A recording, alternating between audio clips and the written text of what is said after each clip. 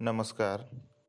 मी गणेश मारुती खरगे, मुक्काम पोस्ट बोरसुरी, तालुका निलंगा, जिल्हा लातूर. पण एक 5 वर्षापूर्वी LNT फायनान्स, मानव सेवा संस्था आणि अफाम या 3 संस्थेमार्फत आम्हाला गावामध्ये प्रशिक्षण घेण्यात आलं.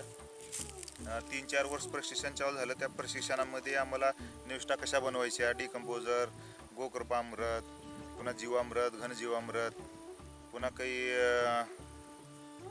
फवारणीची औषधं, ही जे अंडलिंबू संजीवक, ही जे बी प्रशिक्षण मिळालं त्याचा आम्ही वापर करून शेतात वापरायला चालू केलो. आणि तिथून आमची सेंद्रिय शेतीची सुरुवात झाली. आज 5-6 वर्ष झालं सेंद्रिय शेतीला सुरुवात होऊन. मग तिच्या अंतर्गत कंपनीमार्फत आम्हाला रेनपाईप भेटले, पुन्हा ड्रम काही भेटले, बरंच साहित्य भेटलं. पुन्हा प्रशिक्षण तर दर महिन्याला 15 दिवसाला महिन्याला तर प्रशिक्षण भेटतच होतं. त्या हिशोबाने आमची हे सेंद्रिय शेती आजपर्यंत चालूच आहे. पुन्हा गांडूळ बेड दिली त्या संस्थेनं. आम्ही सेंद्रिय शेती जेव्हा करायला चालू केलो, म्हणजे भरमसाठ जे केमिकल औषध आणणं, पुन्हा खतं आणणं, बियाणं बाहेरले आणणं, त्याच्यामध्ये भरपूर खर्च होत होता. पण ह्या संस्थेमार्फत जे आम्हाला प्रशिक्षण मिळालं, घरचं बियाणं घरीच वापरायचं, पुन्हा निविष्ठा घरीच वापरायचं, तिच्यामुळं शक्यतो नाही म्हणत तर खर्चामध्ये 90% बचत आमच्या शेतीमध्ये झाली ह्या ऑर्गॅनिकमुळं. आणि उत्पन्नामध्ये माझ्या हिशोबाने तर आता काही एक असं उत्पन्नामध्ये किंचितही फरक पडला नाही की उत्पन्न कमी झालं असं वगैरे काहीच नाही. उलट चांगलं, चवीला चांगलं. पुन्हा उत्पन्न जसं रासायनिकचं होतं तसंच ऑर्गॅनिकचं पण लेवल राहिलं. तिच्यामुळं आमच्या शेतीमधला बराच खर्च, 90% खर्च कमी झाला. आणि तिच्यामार्फत या 3 संस्थेमार्फत अफाम आणि LNT मानवसेवा संस्थेच्या अंतर्गत आमच्या गावामध्ये पाणलोट क्षेत्राचं काम झालं, नाला सरळीकरणाचं काम झालं गावाच्या कडला. मग तिच्या अंतर्गत गाळ उपसा करून तिथं जी पाण्याची जी लेवल जी वाढली, त्या पाण्याची लेवल थांबल्यामुळं गावातल्या आजूबाजूच्या एक 15 ते 20 बोरला पाणीसाठा भरपूर वाढला. मग त्या वर्षीपासून आतापर्यंत आमच्या तिथं माझं एक बोर आहे गावच्या साईडला, त्यामुळं त्या साईडच्या बोरला आणि त्या शेतीला पण उपयोग करून घेऊ राहिले शेतकरी. त्याच्यामुळे शेतीलाही पाणी कमी पडलं नाही आणि बोरचं सुद्धा पाणी कमी झाले नाही. त्यासाठी आम्हाला या संस्थेमार्फत जे ऑर्गॅनिक पद्धतीनं जी सुरुवात झाली आमची, त्या अंतर्गत मी 2 वर्षापूर्वी ही फळबाग लागवड केली. सीताफळ लागवड NMK1 गोल्डनची लागवड केली.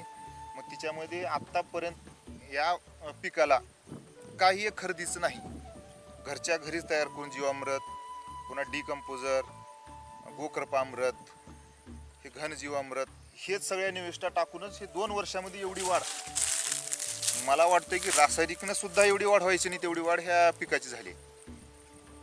त्यासाठी ऑर्गॅनिक मध्ये खर्चामध्ये तर बचत होणारच होणार 100% खात्रीनं, पण जमिनीची पोत सुधारणार. आणि आता हे जर मेहनत जर केलो आपण ह्या शेतामध्ये, तर तुम्हाला असा मोठा ढिकूळ तर भेटणारच नाही. बारीके ढिकूळ कधीही एवढी म्हणजे मऊ मुरमाड जमीन झाली जमीन. हे सगळा परिणाम फक्त ऑर्गॅनिक शेतीमुळे झाला. रासायनिक खतामुळे जे टणक जमीन जी निबर होलेली आहे ते तसं प्रकार होत नाही. त्याच्यामुळे आता कसं आहे, कोण साईड बिझनेस म्हणून काहीतरी करावं म्हणण्यामध्ये म्हटलं एखाद्या शेताचं उत्पन्न जर हिच्यामुळे जर वाढत असेल तर फळबाग लागवड करावं म्हणून ह्या इच्छेनं मी फळबाग लागवडीला सुरुवात केली. शेतीमध्ये गेल्यानंतर पुन्हा गट शेतीच्या अंतर्गत आम्ही बळीराजा सेंद्रिय शेती बचत गटाची स्थापना केलो. बचत गटाची स्थापना केल्यानंतर मग तिथून हळूहळू चालू करून आमची बोरसुरी डाळ एक फेमस आहे, बोरसुरी डाळ. त्या बोरसुरी डाळीसाठी आता काहीतरी प्रक्रिया करावं, काहीतरी कंपनी उभा करावं म्हणून या योजनेतून आम्ही एक Krishna Balram agro producer company, या कंपनीची स्थापना 3 वर्षापूर्वी केलो. त्या कंपनीमार्फत आम्ही तूर प्रोसेसिंग, पुन्हा मूग डाळ, उडीद डाळ, गहू, ज्वारी, हे सगळे प्रोसेस करून आम्ही विक्रीसाठी काढलो.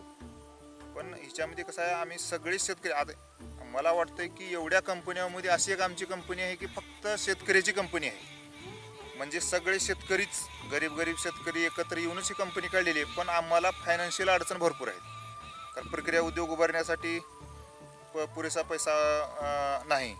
त्याच्यामुळं असंच थोडं घरच्या घरी प्रोसेस करणे, मग तिच्यातून पॅकिंग करून विक्री करणे, असा प्रवास चालू आहे. तसेच हे जर 3 संस्थेमार्फत अफाम, LNT फायनान्स आणि मानवसेवा संस्थेअंतर्गत अजून जर काही करता येत असेल तर शेतकऱ्यासाठी खरंच ही हिताची बाब आहे.